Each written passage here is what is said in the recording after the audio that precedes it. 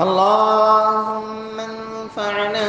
بما علمتنا وعلمنا ما ينفعنا وزدنا علما رب اشرح لي صدري ويسر لي أمري واحلل عقدة من لساني يفقه قولي أعوذ بالله السميع العليم من الشيطان الرجيم من همزه ونفخه ونفسه بسم الله الرحمن الرحيم فلما بلغ معه السعي قال يا بني إني أرى في المنام أني أذبحك فانظر ماذا ترى قال يا أبت افعل ما تؤمر ستجدني إن شاء الله من الصابرين فلما أسلما وتله للجبين وناديناه أن يا إبراهيم قد صدقت الرؤيا إنا كذلك نجزي المحسنين إن هذا لهو البلاء المبين وفديناه بذبح عظيم وتركنا عليه في الآخرين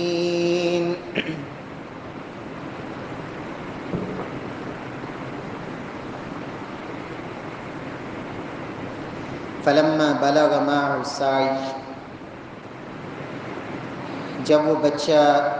اپنے باپ کے ساتھ بھاگ دوڑ کی عمر کو پہنچا قال یا بنی انی اری فی المنام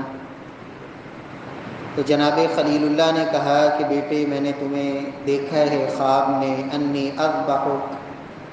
کہ بے شک میں آپ کو ذبح کر رہا ہوں فانظر ماذا تری بیٹے تمہاری کیا رائے ہے قال یا ابت افعل ما تؤمر کہا ابا جان جو آپ کو اللہ کی طرف سے حکم دیا گیا ہے آپ وہ حکم پورا کیجئے ستجدنی انشاء اللہ من الصابرین اگر اللہ نے چاہا تو آپ مجھے صبر کرنے والوں میں سے پائیں گے فلما اسلما وتلہ للجبین جب دونوں باپ بیٹا مطیع ہو گئے اور اسے پہلو کے بل لٹا لیا نادیناہ ان یا ابراہیم ہم نے آواز دی کہ ابراہیم قد صدقت الرؤیا یقیناً آپ نے خواب کو سچا کر دکھایا انا کذالک نجزی المحسنین ہم احسان کرنے والوں کو اسی طرح بدلہ دیا کرتے ہیں ان ھذا لہو البلاء المبین یقیناً یہ ایک بہت بڑی آزمائش تھی وفدیناہ بذبح عظیم اور ہم نے اس اسماعیل کے بدلے ایک عظیم قربانی فدیے میں دی بدلے میں دی وترکنا علیہ فی الآخرین اور ہم نے بعد میں آنے والے لوگوں کے لیے اس کا ذکر خیر چھوڑ دیا معزز سامعین کرام محترم بھائیوں بزرگوں دوستوں معززات ماؤں اور بہنوں عید الاضحیٰ کا دن جہاں مسلمانوں کے لیے یہ عید کا اور خوشی کا دن ہوتا ہے وہاں یہ دن مسلمان کو دو بڑے عظیم سبق دے کے جاتا ہے پہلا سبق کہ ایک ایسا شخص جس نے رب العالمین کی محبت میں ڈوب کے اللہ رب العزت کی رضا کی خاطر دنیا کے اندر ماں باپ اور اولاد کا جو ایک بڑا عظیم رشتہ ہوتا ہے والدین ان کے دل کے اندر اولاد کے لیے کتنی محبتیں ہوتی ہیں اور خصوصاً وہ باپ کہ جسے بیٹا رب العالمین نے بڑھاپے میں عطا کیا ہو اور وہ بیٹا وہ اکلوتا بیٹا ہو، یقیناً رب العالمین کی محبت میں یہ قربان کر دینا اور اللہ رب العزت کی محبت کو غالب کرنا، خلیل اسے ہی کہتے ہیں۔ خلت محبت کے درجوں میں سب سے عظیم درجہ ہے۔ خلیل اسے کہتے ہیں کہ جس کے دل میں اس اللہ کی محبت کے علاوہ کسی کی محبت اس کے مقابلے میں نہ ہو۔ اس لیے یاد رکھیں کہ اس دنیا کے اندر اگر خلیل کا لقب ملا ہے تو تمام انبیاء کرام میں سے صرف اور صرف دو نبیوں کو، جناب ابراہیم علیہ السلام اور دوسرے جناب محمد مصطفیٰ صلی اللہ علیہ وسلم۔ صحیح بخاری کی روایت ہے، اللہ کے رسول فرماتے ہیں لو كنت متخذا خلیلا لاتخذت ابا بکر ولكن صاحبكم خلیل الرحمن۔ فرمایا اگر دنیا میں نے کسی کو خلیل بنانا ہوتا تو ابو بکر کو بناتا، لیکن میں تو اپنے رب رحمان کا خلیل ہوں۔ پیارے بھائیو، ابراہیم علیہ السلام جنہوں نے یہ عظیم نمونہ پیش کیا اور یہ ثابت کیا کہ رب العالمین کی محبت پہ سب محبتوں کو قربان کیا جا سکتا ہے۔ اور دوسرا عظیم سبق کہ ایک اولاد جو نیک اولاد ہوتی ہے اپنے ماں باپ کی اطاعت اور فرما برداری میں، جسے یہ احساس ہوتا ہے کہ میرے باپ نے بچپن سے مجھے کس طرح محبت اور شفقت سے پالا۔ پیارے بھائیوں، وہ اولاد جو اپنے ماں باپ کی ان بچپن کی محبتوں کو بھلا دیتی ہے، یقیناً یہ ربوبیت صغری کہ بچپن میں ماں باپ کیسے اولاد کو پالتے ہیں، جب ان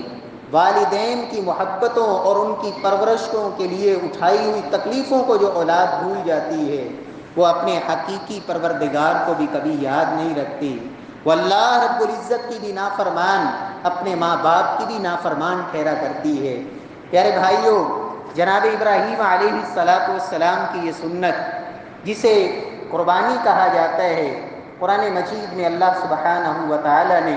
اس عظیم سنت کے حوالے سے اس بات کا اعلان فرمایا لِكُلِّ أُمَّةٍ جَعَلْنَا مَنْسَكًا۔ یہ قربانی ایک ایسا عظیم عمل ہے کہ ہم نے ہر امت کے لیے قربانی کا ایک طریقہ مقرر کیا۔ اللہ رب العزت کے نام پر لوگ اللہ رب العزت کے نام پہ جانوروں کو ذبح کرتے ہیں، ان پہ اللہ کا نام لیتے ہیں۔ قرآن مجید میں نبی کائنات صلی اللہ علیہ وسلم کو رب العالمین نے باقاعدہ اس کا حکم جاری فرمایا، اِنَّا أَعْطَيْنَاكَ الْكَوْثَرَ فَصَلِّ لِرَبِّكَ وَانْحَرْ إِنَّ شَانِئَكَ هُوَ الْأَبْتَرُ۔ اے محبوب، ہم نے آپ کو کوثر عطا فرمایا، رب العالمین نے آپ کو وہ عظیم نعمت عطا کی، فَصَلِّ لِرَبِّكَ وَانْحَرْ، اپنے رب کے لیے نماز بھی پڑھیے، وَانْحَرْ، اور اپنے رب کے لیے قربانی بھی کیجیے۔ پیارے پیغمبر صلی اللہ علیہ وسلم پہ رب العالمین نے جو قرآن حکیم نازل فرمایا، اس میں اس بات کا اعلان بھی کروایا، قُلْ إِنَّ صَلَاتِي وَنُسُكِي وَمَحْيَايَ وَمَمَاتِي لِلَّهِ رَبِّ الْعَالَمِينَ۔ اے میرے محبوب اعلان کیجئے، اِنَّ صَلَاتِي، بے شک میری نماز، وَنُسُكِي، اور میری قربانی، وَمَحْيَايَ وَمَمَاتِي، اور میری زندگی اور موت، للہ رب العالمین، یہ سب کچھ اللہ کے لیے ہے۔ پیارے بھائیوں، نبی کائنات صلی اللہ علیہ وسلم، آپ صلی اللہ علیہ وسلم نے اپنے باپ جد الانبیاء جناب ابراہیم علیہ السلام کی سنت کو کس انداز میں زندہ رکھا ہے۔ پیارے پیغمبر صلی اللہ علیہ وسلم کے بارے میں ام المؤمنین سیدہ عائشہ صدیقہ طیبہ طاہرہ ام المؤمنین رضی اللہ تعالی عنہا فرماتی ہیں کہ اللہ کے رسول صلی اللہ علیہ وسلم کے گھر کی کیفیت یہ تھی کہ بسا اوقات ایک ایک مہینے تک گھر کے اندر چولہا نہ جلتا۔ سوال کیا گیا، ام المؤمنین، جب گھر میں چولہا جلتا نہیں تھا تو گھر میں گزارا کیسے ہوتا تھا؟ فرمایا ہمارے گھر میں صرف پانی ہوتا تھا یا کھجور ہوا کرتی تھی، انہی دو چیزوں پہ گزارا ہوتا ہے۔ پیارے بھائیوں، اندازہ لگائیں نبی کائنات صلی اللہ علیہ وسلم کی مالی حالت، آپ صلی اللہ علیہ وسلم کے گھر کی کیفیت، لیکن اس کے باوجود یہ عظیم سنت صحابی رسول بیان کرتے ہیں۔ اللہ کے رسول صلی اللہ علیہ وسلم مدینہ منورہ میں 10 سال رہے۔ اللہ کے رسول صلی اللہ علیہ وسلم ہر سال قربانی کرتے رہے۔ پیارے بھائیوں، نبی کائنات صلی اللہ علیہ وسلم نے اس سنت کو سفر کے اندر بھی زندہ رکھا ہے۔ نبی کائنات صلی اللہ علیہ وسلم کی آخری زندگی کا سال حجۃ الوداع کے موقع پہ آپ مدینہ منورہ میں نہیں ہیں، بلکہ آپ حج پہ بیت اللہ کا حج کرنے کے لیے مکہ مکرمہ میں تشریف لے گئے۔ رسول اللہ صلی اللہ علیہ وسلم نے وہاں بھی اس عظیم قربانی کی سنت کو زندہ کیا۔ جناب سیدنا علی المرتضی رضی اللہ تعالی عنہ یمن سے آتے ہیں اور قربانیاں لے کے آتے ہیں۔ جب یہ عید الاضحیٰ کا دن، قربانیوں کا دن، نبی کائنات صلی اللہ علیہ وسلم اپنے ہاتھ مبارک سے اللہ کے پیغمبر صلی اللہ علیہ وسلم 63 جانوروں کو، 63 اونٹوں کو اللہ کے پیغمبر صلی اللہ علیہ وسلم اپنے ہاتھ سے نحر کرتے ہیں، اور امت کو یہ سبق دے دیا کہ اللہ کے پیغمبر صلی اللہ علیہ وسلم کی زندگی کے 63 سال، یہ آخری سال تھا آپ کی زندگی کا، اور 63 جانور ہی، 63 اونٹ ہی اللہ کے پیغمبر صلی اللہ علیہ وسلم نے اپنے ہاتھ سے نحر کیے۔ باقی 37 اونٹ سیدنا علی المرتضی رضی اللہ تعالی عنہ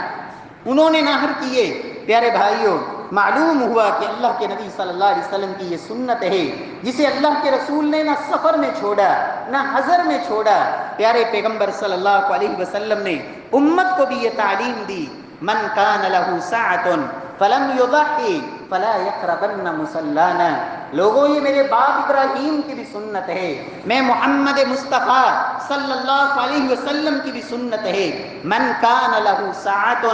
جس شخص کو اللہ نے وسعت دی ہے، جس کو رب نے طاقت عطا کی ہے، فلم یضحی، طاقت ہونے کے باوجود، وسعت ہونے کے باوجود، فلم یضحی، پھر وہ قربانی نہیں کرتا، فلا یقربن مصلانا، وہ ہماری عیدگاہ کے بھی قریب نہ آئے۔ میرے پیارے بھائیوں، اللہ رب العزت کے محبوب کی یہ سنت، اور اس دن 10 ذی الحجہ کو، یوم النحر کو، رب کعبہ کی قسم، اس سے عظیم عمل اور کوئی نہیں کہ انسان اللہ کی رضا کے لیے، رب کو راضی کرنے کے لیے اپنا وہ محبوب ترین مال، وہ خوبصورت ترین جانور، اپنی وہ حلال کی کمائی سے وہ خریدا ہوا جانور، اسے رب کے راستے میں قربان کرے، اس لیے کہ اس دن اس سے بڑا اور عمل کوئی نہیں، اس دن اس سے اور بڑا عظیم عمل کوئی نہیں۔ میرے پیارے بھائیوں، کچھ لوگ اس عظیم سنت کا، وہ ایسے بدبخت اور بدنصیب لوگ جن کو اگر نظر آتا ہے تو اللہ کا دین ہی مذاق اور استہزاء کے لیے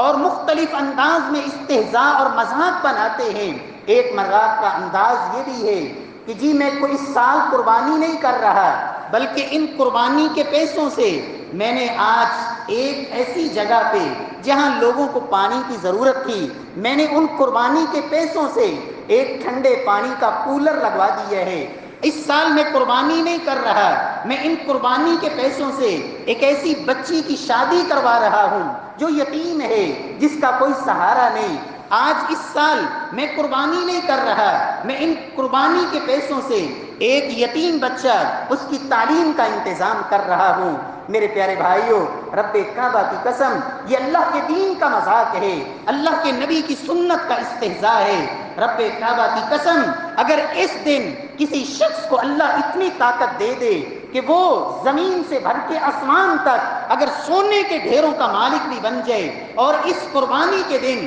وہ قربانی نہیں کرتا بلکہ وہ سارا کا سارا مال وہ عام کسی اور کام میں صدقہ کرتا ہے، رب کعبہ کی قسم، اگر اس کی نیت مذاق کی ہے، سنت کا استہزاء اور ٹھٹھا کرنے کی ہے، پیارے بھائیوں، رب العالمین کے ہاں اجر پانا تو دور کی بات ہے، کہیں وہ رب العالمین کے عذابوں کا حقدار نہ ٹھہرے، اس لیے کہ اس نے محبوب کبریا کی سنت کی پرواہ کوئی نہیں کی۔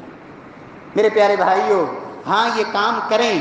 آپ کے گھر کے اندر جو واش روم میں آپ نے 1.5 لاکھ کی ٹائل لگا دی، اس سے نہ لگاتے، اس سے آپ کسی یتیم بچی کا نکاح کرواتے۔ آپ نے اپنی وہ 3 منزلہ جو کوٹھی کھڑی کی اور اس میں آپ نے لاکھوں کا پیسہ لگا دیا، اس سے آپ کسی بیوہ کا سہارا بنتے، آپ کی وہ مہنگی ترین گاڑیاں جو ہر مہینے چینج ہوتی ہیں اور آپ نئے سے نئے ماڈل چینج کرتے ہیں، وہ لاکھوں، 1.5 لاکھ کا وہ موبائل جو آپ نے ہاتھ میں تھاما ہوا ہے، اسے نہ پکڑتے، اسے اللہ کی رضا کے لیے، کسی بیوہ کا سہارا اور آسرا بننے کے لیے، کسی یتیم بچی کے لیے، کہیں پبلک مقامات پہ پانی کا انتظام کرنے کے لیے آپ دیتے، ضرور دیتے، آپ کی تعریف ہوتی، مدح ہوتی، اس لیے کہ آپ نے اپنی خواہش نفس کو قربان کر کے آپ نے رب کی رضا کو ترجیح دی، اللہ رب العزت کو راضی کرنے کے لیے آپ نے یہ کام کیا ہے۔ لیکن یہ سارے بہانے، یہ سارے ہیلے، یہ سارے شوشے، یہ سارے ملحدین کے اعتراضات یہ نظر آتے ہیں تو رب کے دین کے مقابلے میں، اللہ کے دین کے مقابلے میں میرے پیارے بھائیوں، نبی کائنات صلی اللہ علیہ وسلم نے فرمایا، من کان لہ سعۃ، جس کو اللہ نے طاقت دی ہے، فلم یضحی، وسعت ہونے کے باوجود، طاقت ہونے کے باوجود قربانی نہیں کرتا، فلا یقربن مصلانا، وہ ہماری عیدگاہ کے قریب بھی نہ آئے۔ رب العالمین توفیق نصیب فرمائے۔ نبی کائنات صلی اللہ علیہ وسلم نے ایک دوسری روایت میں فرمایا، یا ایھا الناس ان علی اہل کل بیت فی کل عام اضحیہ، لوگوں ہر سال ہر گھرانے پہ ایک قربانی کرنا ہے، جن کو اللہ نے طاقت دی ہے وہ قربانی کریں۔ اور میرے پیارے بھائیوں، یہ اللہ کا دین اتنا خوبصورت دین ہے، اتنا اللہ کا پسندیدہ دین ہے، اس میں رب نے کسی کو محروم نہیں رکھا۔ اللہ کے نبی کا فرمان ہے، جس کو اللہ نے طاقت نہیں دی، جو کرنا چاہتا ہے، نیت ہے لیکن طاقت نہیں، ارادہ ہے، وسائل نہیں مہیا ہوئے، پیارے بھائیوں، نبی کائنات صلی اللہ علیہ وسلم فرماتے ہیں، لوگوں اللہ تو نیتوں کو جانتے ہیں، رب تو ارادوں کو جانتے ہیں، تمہاری اگر نیت سچی ہے، نیت پختہ تھی، ارادہ کھرا تھا، اللہ کی رضا مقصود تھی، لیکن وسائل نہیں مل سکے، طاقت نہیں بن سکی، قربانی نہیں کر سکے، تمہاری اس نیت پہ ہی وہ خالق کائنات تمہیں پوری قربانی کا اجر دینے پہ قادر ہے۔ اللہ کے رسول صلی اللہ علیہ وسلم کا فرمان، فرمایا جس کو اللہ نے طاقت نہیں دی وہ ایک کام کرے کہ 10 تاریخ کو جب سارے لوگ اللہ کو راضی کرنے کے لیے اپنے جانوروں کے گلوں پہ چھریاں چلا رہے ہوں، ذبح کر رہے ہوں جانور، اس کے پاس اور کچھ نہیں، تو وہ جائے اللہ کو راضی کرنے کے لیے ان نیک لوگوں کے ساتھ مشابہت اختیار کرتے ہوئے کہ میں اور تو کچھ نہیں کاٹ سکتا، میں اپنے ناخنوں کو کاٹ لوں، میں اور تو کچھ نہیں کاٹ سکتا، میں اپنے بال کٹوا لوں۔ نبی کائنات صلی اللہ علیہ وسلم فرماتے ہیں، اس دن، جس دن لوگ قربانیاں کرتے ہیں، جس بندے کے پاس طاقت نہیں ہے وہ اس دن اپنے بال اور ناخن کٹوائے، فإنہ تمام اضحیتک، رب العالمین اسے مکمل قربانی کا اللہ اجر و ثواب عطا فرمائیں گے۔ لیکن شرط یہ ہے کہ طاقت واقعی نہ ہو۔ اللہ رب العزت ہم سب کو ہمت اور توفیق نصیب فرمائے۔ پیارے بھائیوں، قربانی کیجئے، ضرور کیجئے، لیکن اپنی نیت، اپنا ارادہ، اپنا اخلاص، اسے ضرور وقت لمحے لمحے پہ چیک کرتے جائیے، میں کیوں کر رہا ہوں، جانور کیوں خرید رہا ہوں، اسے باہر دروازے کے کیوں باندھ رہا ہوں، اس کی تصویریں لے کے سوشل میڈیا پہ کیوں میں شیئر کر رہا ہوں، اس کے مختلف پوز اور انداز اور مختلف لوگوں سے باتیں اور تبصرے اور میری زبان کے جملے کس لیے نکل رہے ہیں، کیا یہ واقعی اللہ کی رضا کے لیے ہے؟ رب العالمین نے قرآن میں تو فرمایا، فَصَلِّ لِرَبِّكَ وَانْحَرْ، اپنے رب کے لیے قربانی کرنی ہے، جو اللہ کے لیے ہوتی ہے اس میں پھر نمود و نمائش، دکھلاوا، شہرت، فخر، ریاکاری اور طرح طرح کی باتیں، میرے پیارے بھائیوں یہ کچھ بھی نہیں ہوتا۔ اللہ رب العزت کا قانون ہے،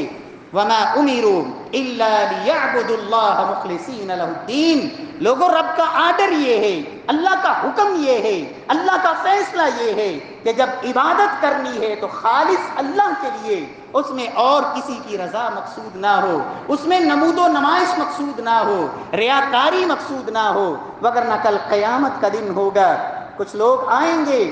بڑے بڑے عمل کر کے آئیں گے، رب العالمین فرمائیں گے، اذهبوا الى الذين كنتم تراؤون في الدنيا، جاؤ دنیا میں جن کو دکھانے کے لیے،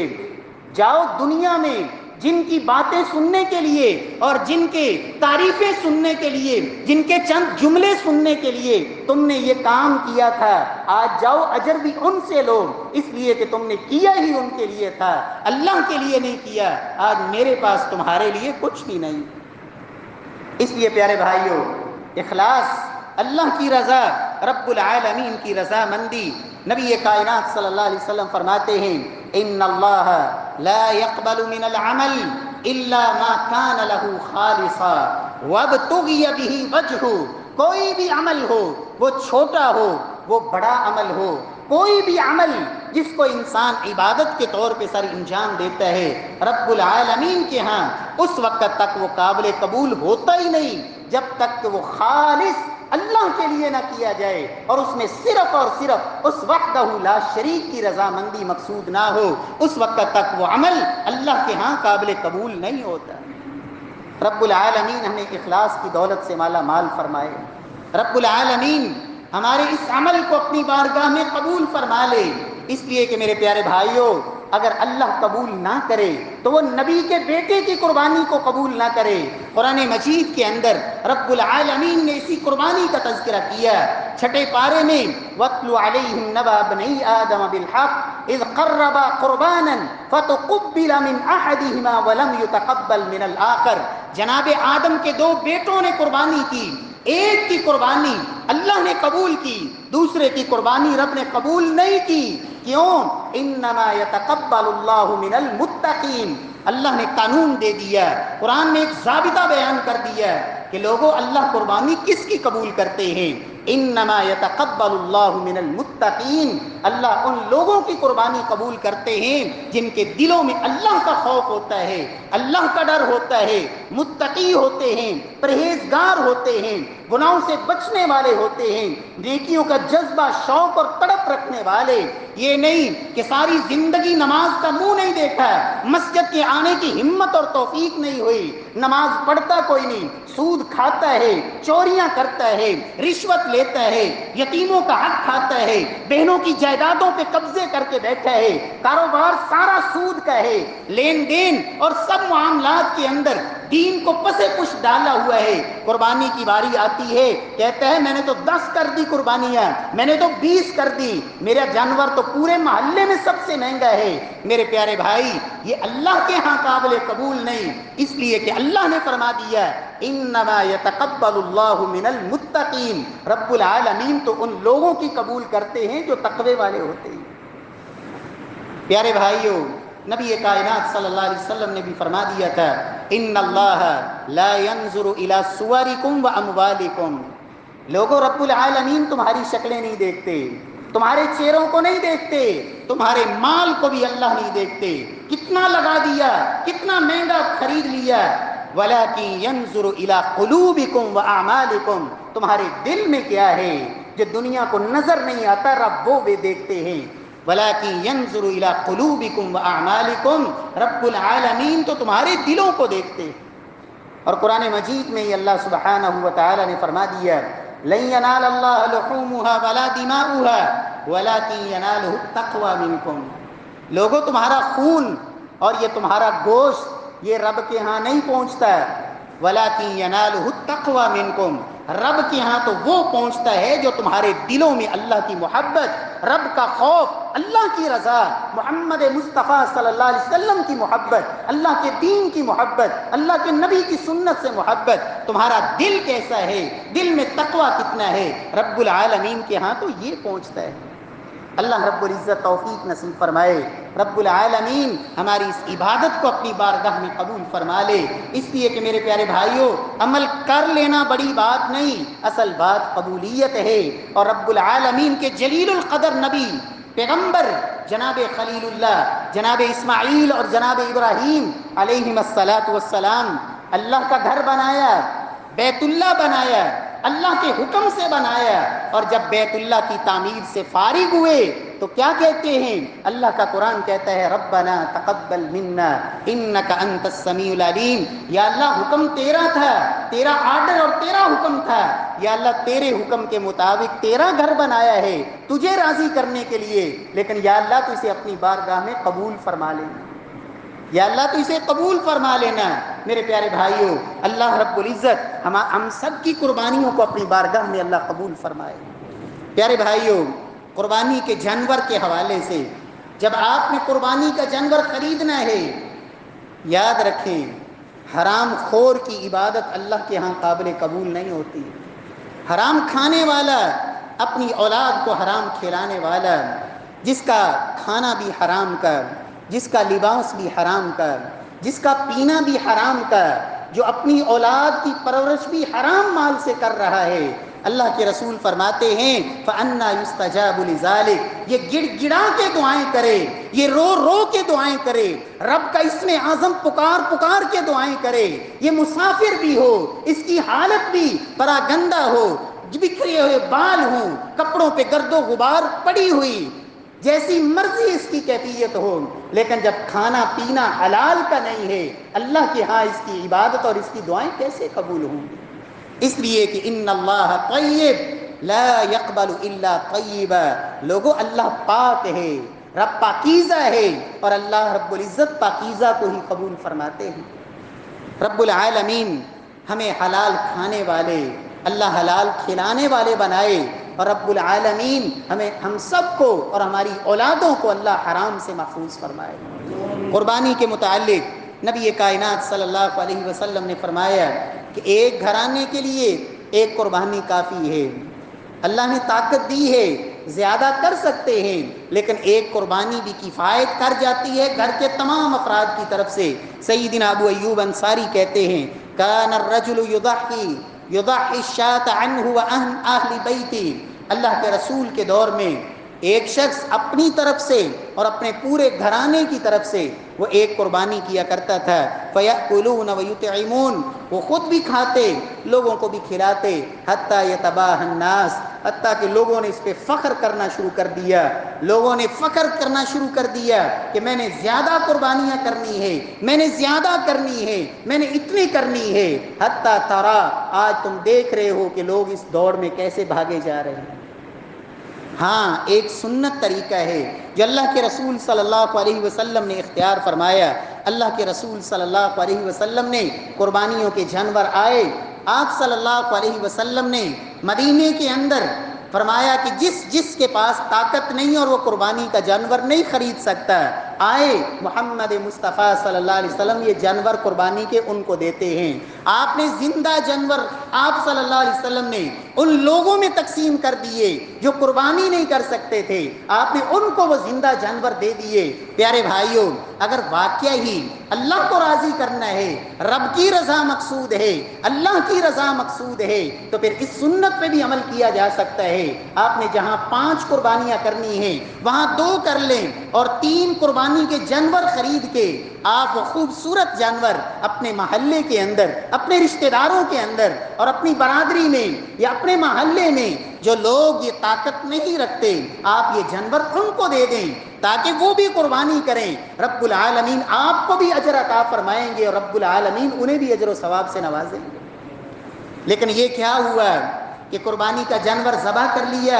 اور اب قربانی تو تھی لربک، اللہ کے لیے، لیکن یہ کیسی تقسیم ہے کہ تقسیم کرنے کے لیے گوشت اور انداز کا رکھا گیا، جو اپنے گھر میں سنبھال کے رکھنا ہے، جو اپنے گھر میں پکانا ہے، جو اپنے گھر کے اندر پیش کیا جانا ہے، وہ اور انداز کا تقسیم کرتے وقت ہی، بوٹیاں بناتے وقت ہی قصاب کو کہہ دیا گیا یہ حصہ الگ کر دینا، یہ حصہ الگ کر دینا، اس لیے کہ جو گھٹیا ہے، جو ردی ہے، جو تمہیں پسند نہیں، وہ لے ربی کا ہو گیا، وہ اللہ کے لیے، وہ رب کے لیے جا رہا ہے، اور جو تمہاری چاہت ہے، جو تمہاری پسند ہے، تم تو صاحب حیثیت ہو، صاحب ثروت ہو، سارا سال کھا سکتے ہو، لیکن کچھ ایسے بھی بیچارے ہوتے ہیں جن کو اس دن کے علاوہ شاید نصیب نہ ہوتا ہو، اس انداز میں، اتنی تعداد میں یا اتنی مقدار میں۔ پیارے بھائی، اگر اللہ کے لیے ہے تو پھر یہ بے ڈھنگی تقسیم یہ اللہ کے لیے تو نہیں ہونی چاہیے۔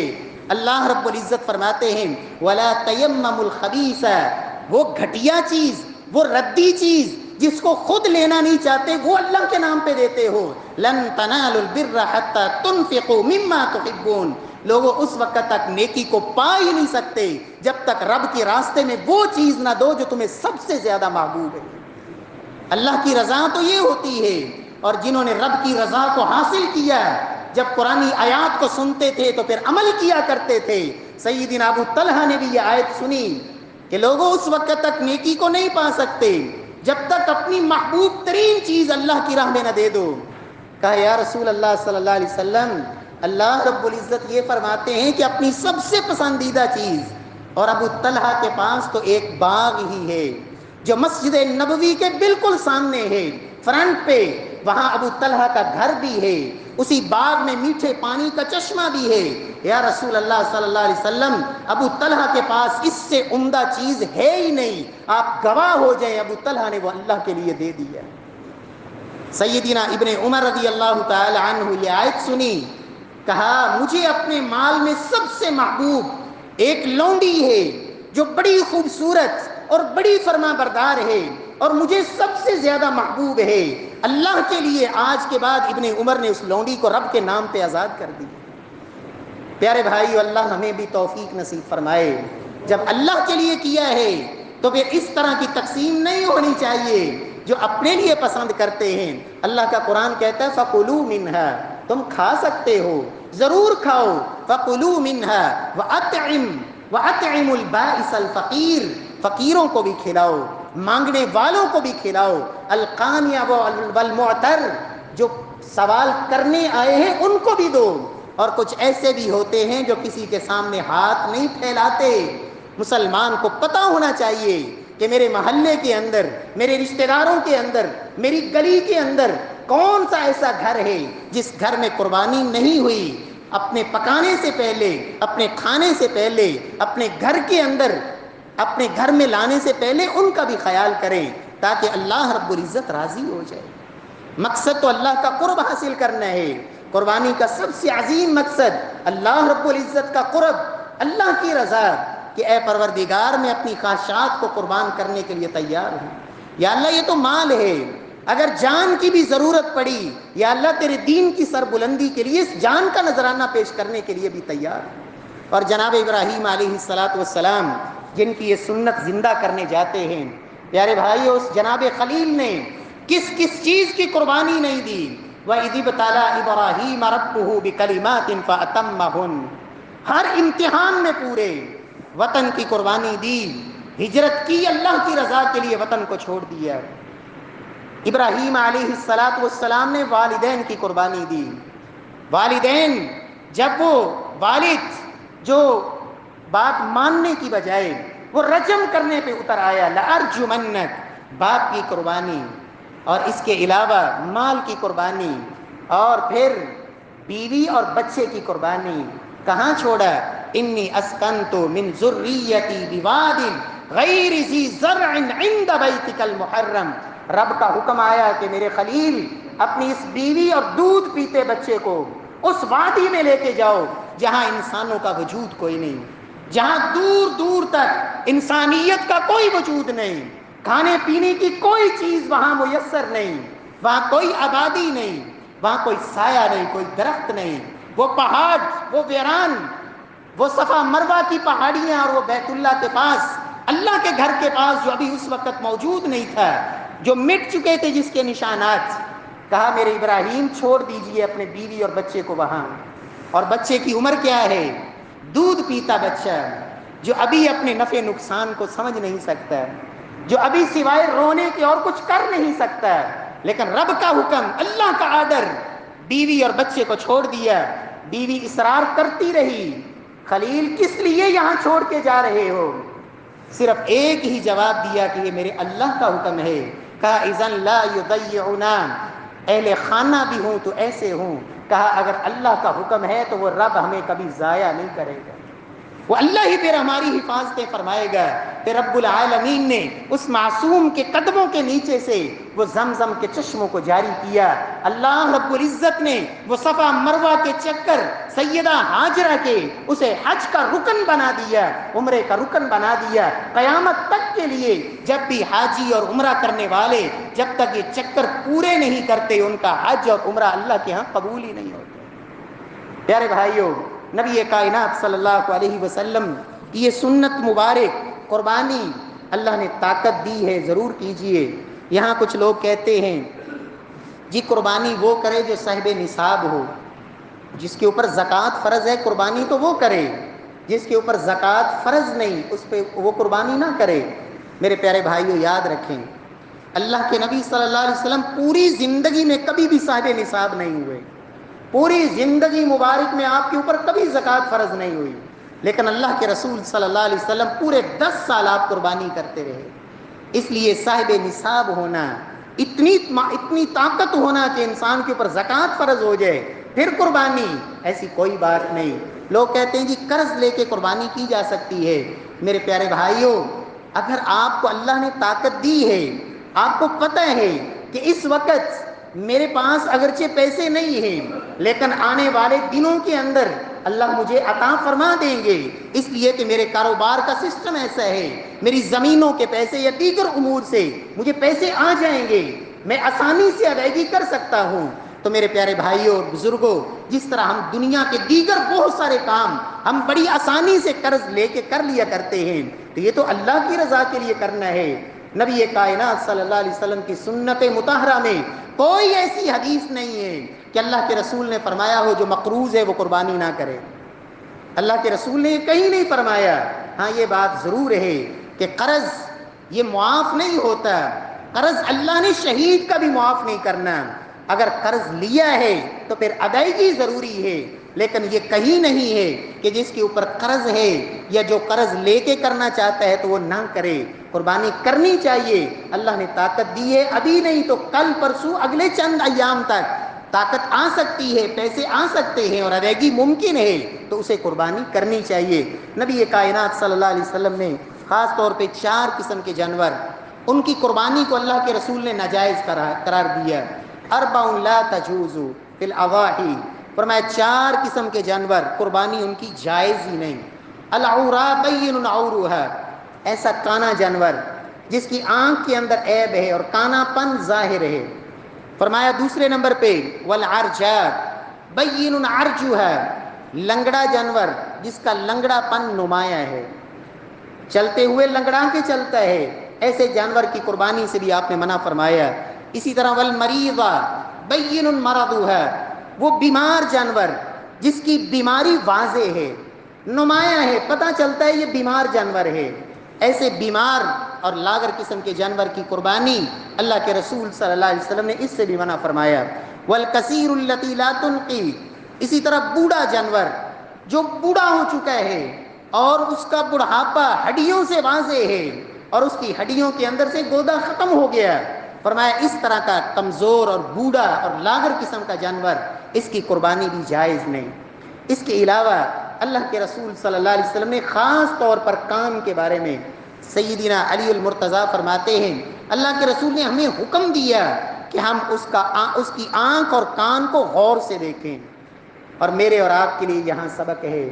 کہ جب جانور اسے اللہ کی راہ میں قربان کرتے ہیں اس کی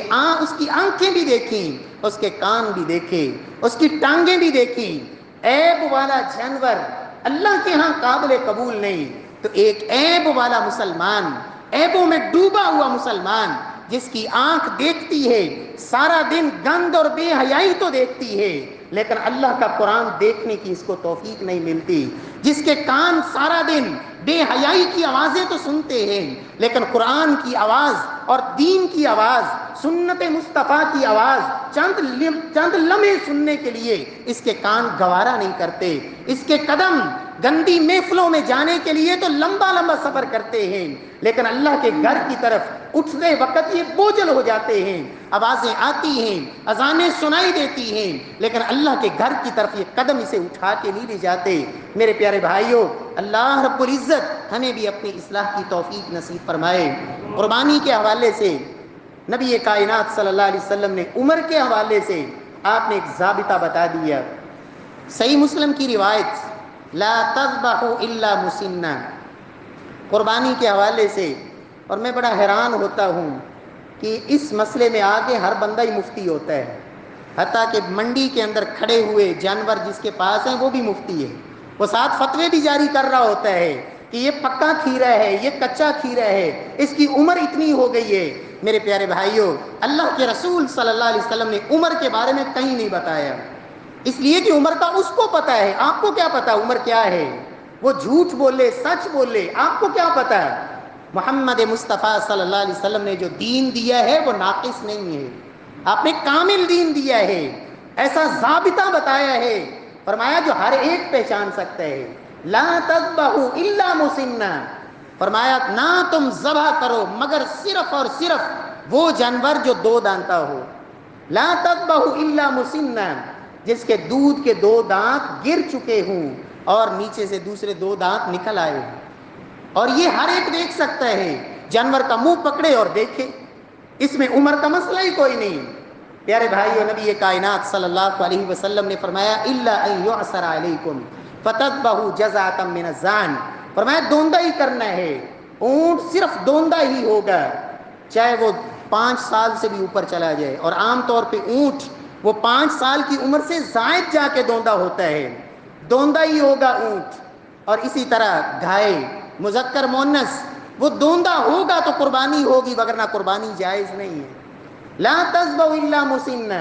اسی طرح بکرا اور بکری، اس کے اندر بھی یہی مسنہ شرط ہے، وہ 1.5 سال کا بھی ہو جائے لیکن اگر دوندہ نہیں ہوا اس کی قربانی جائز نہیں ہے۔ لا تذبحوا الا مسنہ۔ ہاں، اللہ کے رسول صلی اللہ علیہ وسلم نے فرمایا الا ان یعصر علیکم، فرمایا ہاں اگر تنگی ہو جائے، تنگی کا کے 2 معنی ہو سکتے ہیں کہ جو دوندہ جانور ہے وہ اب مل ہی نہیں رہا، آپ نے تلاش کیا، کوشش کی، بھاگ دوڑ کی، دوندہ نہیں مل رہا، یا پھر دوندہ اتنا مہنگا ہو گیا ہے کہ آپ کی پہنچ سے ہی اوپر نکل گیا، آپ خرید ہی نہیں سکتے۔ فرمایا فتذبحوا جزعۃ من الظان، فرمایا اس صورت میں جب تنگی ہے تو 1 سال کا، کم از کم 1 سال کا جزع من الظان، وہ بھیڑ کا وہ لیلا، چھترا، دمبا وغیرہ، یہ جو نسل ہے اس میں تنگی کی صورت میں وہ آپ کے لیے جائز ہے، لیکن وہ بھی 1 سال کا ہو، اس سے کم نہیں۔ رب العالمین ہم سب کو توفیق نصیب فرمائے۔ پیارے بھائیوں، قربانی کے حوالے سے یہ مسئلہ بھی یاد رکھیں، کوشش کریں اپنی قربانی کا جانور خود ذبح کریں۔ اللہ کے رسول کی سنت ہے بسم اللہ واللہ اکبر، بس یہ تکبیر پڑھیں اور ذبح کریں، یہی اللہ کے نبی صلی اللہ علیہ وسلم کا طریقہ مبارک ہے۔ پیارے بھائیوں، نبی کائنات صلی اللہ علیہ وسلم کے صحابہ تو یہاں تک کرواتے، اپنی بیٹیوں سے قربانیاں کرواتے، سیدنا ابو موسیٰ اشعری رضی اللہ تعالی عنہ اپنی بیٹیوں سے قربانیاں کرواتے، اس لیے کہ مسلمان کے اندر یہ جرأت ہونی چاہیے، مسلمان کے اندر یہ ہمت ہونی چاہیے، ایک جانور کو یہ ذبح نہیں کر سکتا، کل اللہ کے دین کی سربلندی کے لیے میدان جہاد میں جانا پڑا تو یہ کیا کرے گا؟ اور صحابیات نے ایسے کارنامے سر انجام دیے کہ جب مسلمانوں کو ضرورت پڑی تو امہات المومنین خود بھی اور دیگر صحابیات وہ میدان میں آئیں اور کافروں کی گردنیں کاٹیں، اس لیے کہ مسلمان کے اندر اللہ کے دین کی سربلندی کے لیے یہ جرأت ہونی چاہیے۔ پیارے بھائیوں، نبی کائنات صلی اللہ علیہ وسلم کی تعلیم کے مطابق قربانی کے جانور کا خون لوگ سمجھتے ہیں یہ بڑا متبرک ہے، اور کچھ لوگ اپنی گھروں کی بنیادوں میں ڈال رہے ہیں، کچھ بچوں کے جسموں پہ مل رہے ہیں۔ میرے پیارے بھائیوں، یہ سارے توہمات ہیں، یہ اللہ کے رسول نے نہیں سکھایا،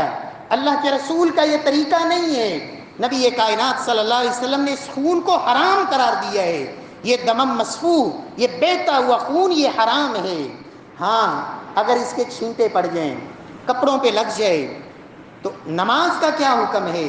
اور بہت سارے مسلمان عید الاضحیٰ کا دن پورے سال کے دنوں میں سب سے افضل دن. اور ہوتا کیا ہے کہ مسلمان کھانے پینے کے چکر میں نماز ہی چھوڑ بیٹھتے, نماز ہی نہیں پڑھی. بہانہ کیا ہے جی؟ کپڑوں پہ چھینٹے پڑ گئے ہیں. میرے پیارے بھائیوں, نبی کائنات صلی اللہ علیہ وسلم بیت اللہ میں نماز پڑھ رہے ہیں, اور آپ صلی اللہ علیہ وسلم کے اوپر اونٹ کا اوج اور گوبر لا کے آپ کے اوپر ڈال دیا گیا. اور امام بخاری رحمۃ اللہ علیہ, اللہ ان کی قبر پہ کروڑوں رحمتیں نازل فرمائے, اس حدیث سے یہ مسئلہ اخذ کرتے ہیں کہ جانور کا گوبر یا اس کا خون اگر اس کو بڑی ہوئی یہ جھلی اوپر بھی نمازی کے ڈال دی جائے تو اس کی نماز باطل نہیں ہوتی, نماز اس کی پھر بھی درست ہے. محمد مصطفیٰ نے نماز کو جاری رکھا.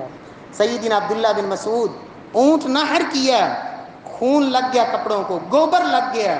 اسی طرح نماز ادا کی انہی کپڑوں کے اندر. اگر کپڑے اور میسر نہیں ہیں تو پڑھی جا سکتی ہے نماز, اس لیے کہ یہ حرام ضرور ہے یہ خون, لیکن یہ نجس نہیں ہے. نجس ہونا اور ہوتا ہے اور حرام ہونا اور ہوتا ہے. اللہ رب العزت ہمیں ہمت توفیق بخشے دین کو سمجھنے کی, اور اللہ رب العزت صحیح معنوں میں عمل کی توفیق بخشے. قربانی کے گوشت کے حوالے سے آپ خود بھی کھائیں اور اس کو تقسیم بھی کریں, لیکن یاد رکھیں سارا ہی گھر میں بچا کے رکھ لینا, جبکہ لوگ ضرورت مند ہیں, محلے میں لوگ ضرورت مند ہیں, اور آپ نے ذبح کر کے گھر میں سجا لیا. میرے پیارے بھائیوں, یہ درست نہیں. ہاں, اگر لوگوں نے قربانیاں کی ہیں,